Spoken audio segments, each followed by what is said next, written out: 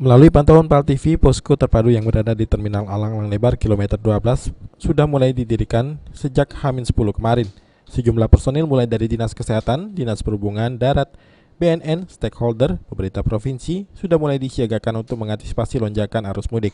Baik, posko Lebaran di Terminal Alang-Alang Lebar mau didirikan bersama beberapa stakeholder.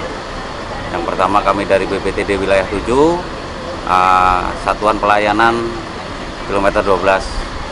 Lalu di sini ada beberapa petugas yang melengkapi sebagai rekan kerja, diantaranya dari BNN, kepolisian, dari Polsek Sekta Sukarame, di backup dari Pospol kilometer 12 dan Dinas Kesehatan Provinsi maupun Kota Palembang. Sementara seperti itu. Lalu yang kedua didukung oleh Dinas Perhubungan Kota Palembang dengan menyiapkan beberapa mobil derek, diantaranya satu mobil derek ringan dan satu mobil derek berat yang mobile ditempatkan di rest area yaitu UPPKB. Demikian.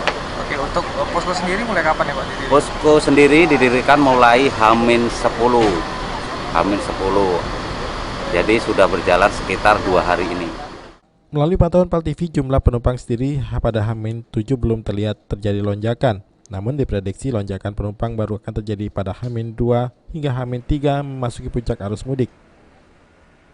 Oke, baik pemirsa, sekarang saya berada di Terminal Alang-Alang Lebar di kilometer 12 Palembang. Ini posko sendiri hingga saat ini sudah didirikan. Posko sendiri didirikan sudah dari H-10 kemarin dan hingga saat ini pihak dari Dinas Perhubungan, kemudian dari BNN, kepolisian, Dinas Pemerintahan Provinsi Sumatera Selatan juga sudah melakukan peninjauan juga. Kemudian dari BNN pada waktu lalu sudah melakukan pengecekan itu baik terhadap sopir kendaraan yang ingin berangkat keluar kota, sudah dilakukan pengecekan, tidak ada temuan dari sopir sendiri yang menggunakan obat-obatan terlarang. Untuk kondisi sendiri jelang H-4 maksud saya, H-4 itu prediksi kepadatan itu puncak akan terjadi pada H-2.